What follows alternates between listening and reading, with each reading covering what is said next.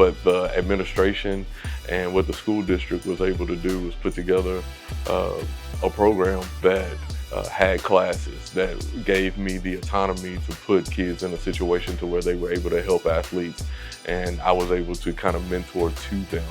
And so we've been able to kind of hold a certain precedent around the state, definitely around the DFW, of having one of the better premier programs in the area, if not the country.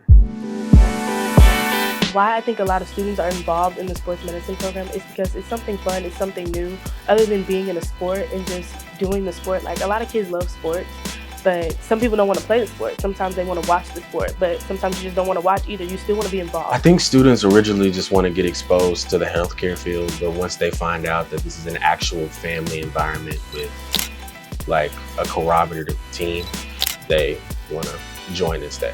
And we post a lot on social media of us having fun at pep rallies and stuff like that.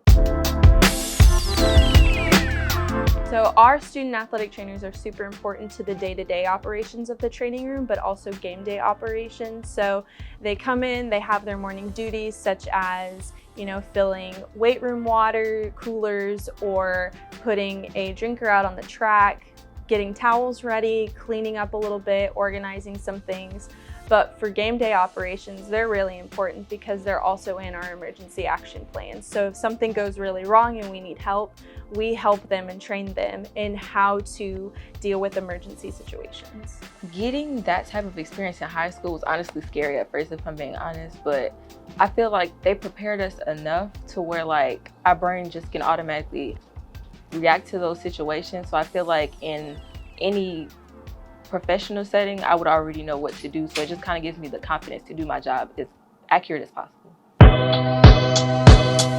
We're always listening, we're always watching to make sure they're handling their business in the class. I have to make sure my grades are A1, because if our grades are low, we can't participate in the activities. Everybody might not go straight to college right after they graduate. They might go work, but I think we're giving them valuable lessons on, you know, how you should be after you get out of high school.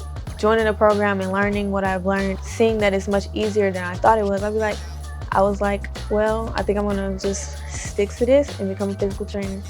Well, moving from Carthage is something totally different than DeSoto, and the athletic training program is something that I really wanted to do that was bigger than me and also in the medical field.